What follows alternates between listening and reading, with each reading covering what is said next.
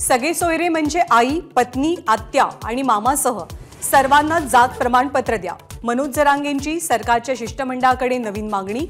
24 डिसेंबरच्या डेडलाईनबद्दल जरांगे ठाम. सगळे सोयरे या शब्दावरनं सरकार आणि जरांगेंमध्ये मतभेद. आईकडच्या नातेवाईकांना दाखले देणं कायद्यामध्ये बसत नाही. गिरीश महाजन यांची माहिती. 24 तारखेचा हट्ट धरू नका, जरांगेंना विनंती. मनोज जरांगे आज परभणी आणि लातूर जिल्ह्याच्या दौऱ्यावर. परभणीमध्ये जरांगेंच्या 3 तर लातूरमध्ये 1 सभा.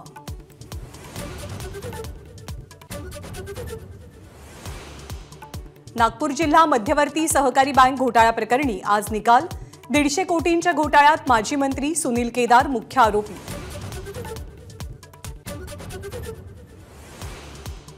सर्वपक्षीय खासदारांच्या निलंबनाच्या निषेधार्थ आज देशभरात विरोधकांचं आंदोलन. दिल्ली, मुंबई, पुण्यामध्ये इंडिया आघाडीचे खासदार निदर्शनं करणार. ख्रिसमस आणि नवीन वर्षाच्या पार्श्वभूमीवर मद्यविक्रीची दुकानं पहाटेपर्यंत खुली ठेवण्यास राज्य सरकारची परवानगी. पब अँड बार रेस्टॉरंट सुद्धा 5 वाजेपर्यंत खुले असतील. कुस्तीपटू साक्षी मलिकची निवृत्तीची घोषणा. भारतीय कुस्ती महासंघाच्या अध्यक्षपदी बृजभूषण सिंग यांच्या गोटातील पदाधिकारी. अध्यक्षपदाच्या निकालानंतर कुस्तीपटू आक्रमक.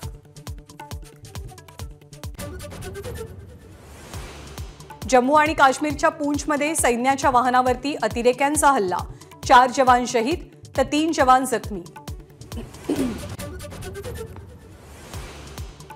राज्यामध्ये पुढचे 5 दिवस गारठा कायम. उत्तर महाराष्ट्र आणि विदर्भात थंडी वाढण्याची शक्यता तर दक्षिण महाराष्ट्र आणि मराठवाड्यात किमान तापमानात वाढ होण्याचा अंदाज. तिसऱ्या वनडे सामन्यात भारताचा दक्षिण आफ्रिकेवरती 78 धावांनी विजय. 3 सामन्यांची मालिका टीम इंडियानं 2-1 अशी जिंकली. अर्शदीप सिंग मालिकावीर, संजू सॅमसन सामनावीर.